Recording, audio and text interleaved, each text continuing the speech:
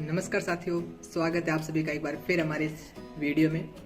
आज हम एक ऐसे प्रयोग पर बात करेंगे जिसमें हमारे काफ़ी साथियों को दिक्कत आती है, लेकिन हम आज उस प्रयोग को काफ़ी आसान तरीके से करेंगे। प्रयोग जैसा कि आपने थंबनेल में देख ही लिया है, एक बार मैं फिर से आपको उससे परिचित करवा देता हूँ। ठीक है, HCl अम्ल है जिसकी नॉर्मलता N/50 है। उससे हमें एंटासिन की गोली से सार की मात्रा की गणना करनी है।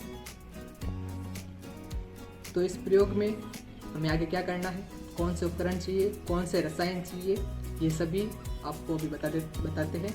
चलिए, जैसा कि हमने आपको उपकरणों से परिचित करवाएंगे। ये है ब्यूरेट, ये टेस्ट ट्यूब होल्डर, ये है ग्लास रोड, ये कॉनिकल फ्लास्क है 250 ml का। ऐसे हमें 2 की आवश्यकता होगी। ये टेस्ट ट्यूब परख नली है, ये बीकर है जिसमें शुद्ध जल भरा हुआ है, ये आयतनिक फ्लास्क है और इसके अंदर N/50 का HCl अम्ल का विलयन है, और ये ब्यूरेट स्टैंड है जिसकी हमें आवश्यकता पड़ेगी। इस प्रयोग को करने के लिए सबसे पहले हमें डाइजीन का विलयन बनाना होगा। इस विलयन को बनाने के लिए हम तुलनात्मक रूप से थोड़ा कम जल लेंगे 100 ml से। जल को गर्म करते हैं और जो हमने डाइजीन की गोली का चूरन जिसकी मात्रा 0.5 ग्राम है उसको इसके अंदर डाल देंगे।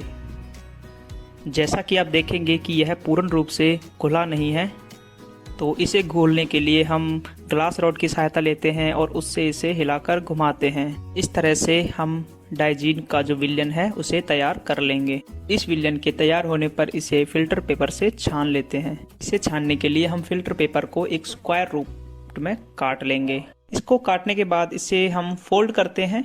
इस प्रकार हम फिल्टर पेपर को सावधानी पूर्वक कीप में, जिसे फनल बोलते हैं, उसमें लगा देते हैं, जैसा कि आप अभी वीडियो में देख रहे हैं।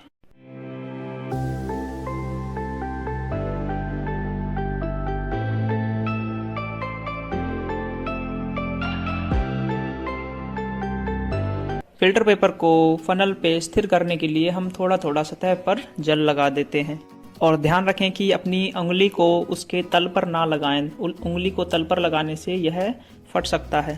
ताकि आप अभी देख रहे हैं कि हमने इसमें पानी से इसकी सतह को बिल्कुल स्थिर कर दिया है। अब ये बिल्कुल वहाँ पे फिट हो गया है। अब हम इस फनल को कॉनिकल फ्लास्क में लगा लेते हैं। अब हम डाइजीन के विलयन को छानने के लिए ग्लास रॉड की सहायता लेते हैं। इसके लिए हम फिल्टर पेपर की जहाँ 3 सतह हैं उस पर हम हल्का सा ग्लास रॉड को जो है रख लेंगे। अब ग्लास रॉड की सतह पर धीरे धीरे इस डाइजीन के विलयन को हम डालते हैं। अब हमने इस डाइजीन के विलयन को छान लिया है, और जैसा हमने पहले बताया था कि हम तुलनात्मक रूप से 100 ml से थोड़ा कम जल ले रहे हैं। अब इस विलयन के बनने के पश्चात हम इसको पूर्ण रूप से 100 ml कर लेंगे, जिससे हमें 100 ml का डाइजीन विलयन मिल जाएगा। एंटासिड की गोली जो है वो गुलाबी रंग की ली थी, इसलिए इस हल्का हल्का जो गुलाबी रंग है दिख रहा होगा। सामान्यतः इस प्रयोग को करने के लिए हम सफ़ेद गोली का इस्तेमाल भी करते हैं, जिससे हमें डायरेक्ट रंगहीन विलयन जो है प्राप्त हो जाता है। हमारा जो विलयन है यह हमें हल्का गुलाबी मिला है, और इस विलयन को रंगहीन करने के लिए हम इसमें एक्टिव चारकोल का उपयोग करते हैं। इसमें एक्टिव चारकोल डालकर इसे हिलाकर छान लेते हैं, जिससे हमें सही पाठ्यांक जो है प्राप्त होंगे।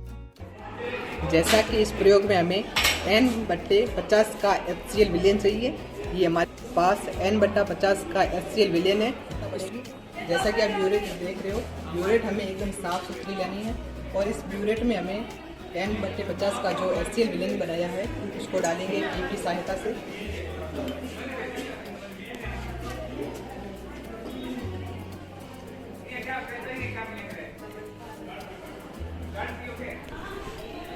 जैसा कि आप देख सकते हो कि हमने इस 0 तक इस HCl विलयन को भर लिया है।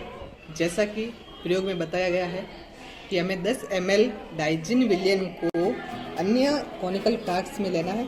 10 ml डाइजीन विलयन लेने के पश्चात 20 ml अशुद्ध जल को हम इस कॉनिकल फ्लास्क में लेंगे। अब हम इस 10 ml की पिपेट में डाइजीन का विलयन भरेंगे। जैसा कि आप देख सकते हैं कि इस रिंग तक हमने डाइजीन का विलयन भर दिया है। अब इस डाइजिन के विलयन को इस कॉनिकल फ्लास्क में ट्रांसफ़र कर देंगे। अब हमने इस पिपेट में 10 ml जल भर दिया है।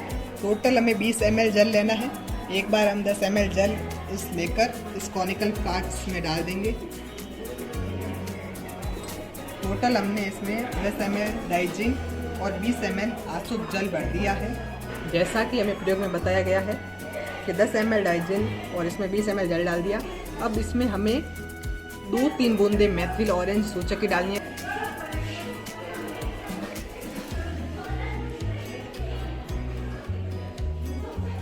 दो बूंदे डाल दिए हमने।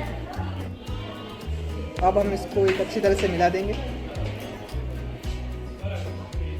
जैसा कि आपको दिख रहा है कि इसका कलर पीला हो गया है। अब हम जब इसमें HCl अम्ल डालेंगे तो इसका रंग पीले से गुलाबी हो जाएगा। जैसा कि हमने ये विलयन तैयार किया है, इसमें हम अब HCl के बिंदु मात्रा डालेंगे।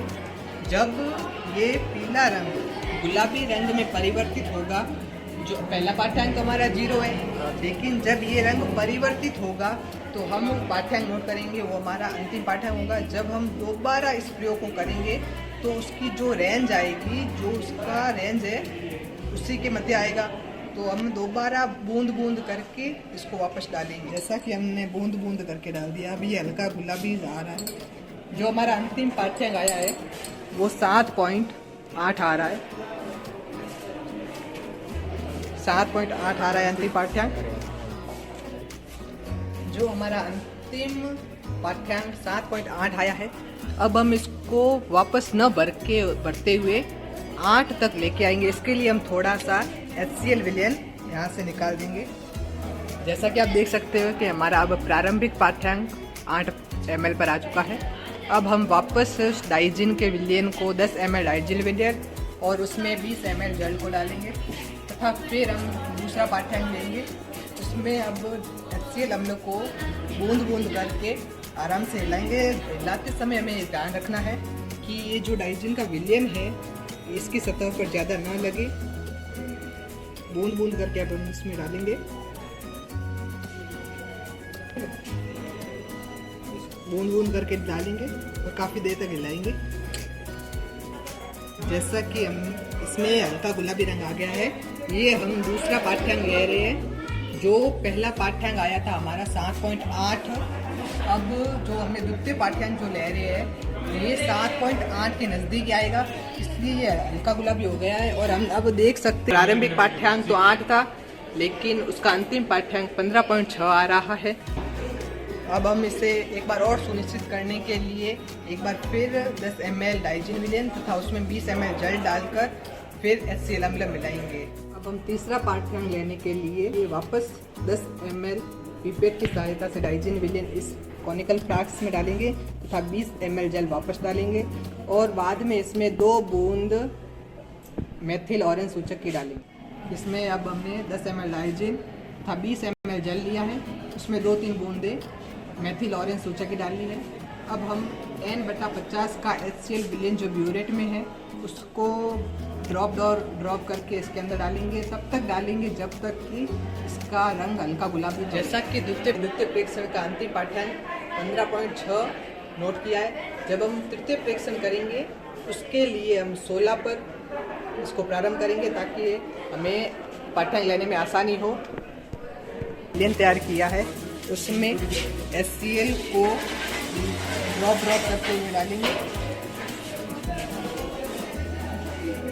बहुत आराम से और सतह को आराम से हिलाएंगे ताकि ये सतह पर फैल ना जाए। आराम से हिलाएंगे जब तक कि इसमें हल्का गुलाबी रंग ना आ जाए। जैसा कि आप देख सकते हो कि हमने HCl अम्ल को ड्रॉप करके डाल दिया। अब इसका रंग हल्का गुलाबी आ गया है। तो जैसा कि हमने तृतीय प्रेक्षण के लिए प्रारंभिक पाठ्यांक 16 लिया है और हमने जब इसको बूंद बूंद करके डाला है तो अपना अंतिम पाठ्यांक 23.6 आ रहा है। जैसा कि साथियों हमने ब्यूरेट में N/50 का HCl विलयन भर दिया था और उसके बाद हमने डाइजिन का विलयन 10 ml लिया था और उसमें 20 ml जल लेकर HCl विलयन उसमें मिलाकर पीले रंग से गुलाबी रंग में परिवर्तित किया था। जो HCl विलयन का आयतन आया था वो हमने यहाँ पर नोट किया है। पहला जो हमने प्रारंभिक पाठ्यांक लिया था वो 0 पर था, हमने आपको दिखाया है, और जो अंतिम पाठ्यांक आया था वो आया था 7.8 पर। तो N/50 HCl विलयन का टोटल आयतन जो हमने लिया था उस डाइजिन के विलयन में वो है 7.8 ml। मैंने आपको फिर बताया था दूसरा प्रेक्षण करके 10 ml तो हमने लिया था डाइजिन का विलयन, और फिर जो हमने दूसरे प्रेक्षण के लिए प्रारंभिक पाठ्यांक लिया था वो अपने 8 ml लिया था, और जो उसका अंतिम पाठ्यांक हमने आपको बताया है 15.6, और जब हम इसका आयतन निकालेंगे HCl का वो आएगा 7.6 ml। इसी प्रकार तीसरा प्रेक्षण हमने किया था, उसमें जो प्रारंभिक पाठ्यांक था वो 16 लिया था, जो कि मैंने आपको कहा था कि एक सही पाठ्यांक लेने के लिए हम 4 ml यहाँ से निकाल देंगे, तब हमारा प्रारंभिक पाठ्यांक 16 ml पर था और अपना अंतिम पाठ्यांक 23.6 पर आ गया था। इसका जो आयतन है टोटल HCl का वो है 7.6 ml। अब हम इन तीनों का सुसंगत पाठ्यांक लेंगे जो अपने आएगा 7.6 ml। अब आगे करेंगे HCl N/50 का HCl का मानक विलयन बराबर डाइजिन विलयन। मैंने आपको इस पहले वीडियो में बताया था कि इस सूत्र द्वारा हम आयतन और नॉर्मलता की गणना करते हैं। ये तो अपने पहले की नॉर्मलता आपने को पता है, HCl विलयन की कितनी है N/50, आयतन अपन को पता हो गया। अब N1 अपना क्या HCl मानक विलयन की नॉर्मलता N/50, आयतन अपने सुसंगत आया 7.6, V2 डाइजिन विलयन का आयतन हमने 10 ml लिया था, और जो डाइजिन विलयन लिया है उसके में नॉर्मलता ज्ञात करनी, ठीक है। तो नॉर्मलता की N2 बराबर N1/V2 यहीं से यहाँ होगा, यहाँ पर मान रखेंगे, तब जो हमारा डाइजिन का विलयन है उसकी नॉर्मलता 0.02 आ जाएगी। और अब डाइजिन विलयन में जो क्षार है OH उसकी सांद्रता ज्ञात करने के लिए हमें पता है नॉर्मलता इनटू तुल्यांक की भार क्या होगा, OH का अणुभार, O का 16 अणुभार और H का 1, टोटल हो गया 17। नॉर्मलता हमने यहाँ से निकाल दी है। डाइजिन विलयन की कितनी आई है 0.02, और इनको गुणा करेंगे आएगा 0.34 ग्राम पर लीटर। जैसा कि उद्देश्य में हमें बताया गया है कि इसकी प्रतिशत शुद्धता भी ज्ञात करनी है। हमने W बराबर 0.5 ग्राम लिया है, ठीक है, 0.50 या 2 ले सकते हैं, अगर कुछ हानि हो तो भी चलेगा। और अब 100 ml डाइजिन के अशुद्ध नमूने में OH क्षार की मात्रा W में पता है क्या है, और 1 ml डाइजिन के अशुद्ध नमूने में OH क्षार की मात्रा क्या है W/100। 100 को अगर इस भाग में करेंगे तो 1 ml आ जाएगा। फिर 1 लीटर डाइजिन के अशुद्ध नमूने में OH क्षार की मात्रा, ये तो हमें पता है गुणा, अब 1 ml को लीटर में बदलेंगे तब किससे 1000 से गुणा करेंगे। अब इसको सरल करने पर 10 W ग्राम आ जाएगा। गणना करके OH क्षार की सांद्रता ज्ञात कर ली, क्या थी 0.34 ग्राम पर लीटर में। अगर अब 1 लीटर डाइजिन विलयन में क्षार की मात्रा की गणना करेंगे तो ये तो पर लीटर में है, तो हमने 1 लीटर तो ले लिया, तो अब इसमें OH क्षार की मात्रा कितनी होगी 0.34 ग्राम, अर्थात 10 ग्राम डाइजिन के विलयन में क्या मात्रा होगी 0.34 ग्राम। 1 ग्राम डाइजिन के विलयन में, अब इसको अगर ये 10 ग्राम था तो इसको 10 से गुणा कर भाग दे देंगे। अब 100 ग्राम डाइजिन के विलयन OH क्षार की मात्रा ज्ञात करनी है, ये तो सेम ही आएगा। 1 ग्राम डाइजिन के विलयन में OH की मात्रा 0.34/10 W ग्राम।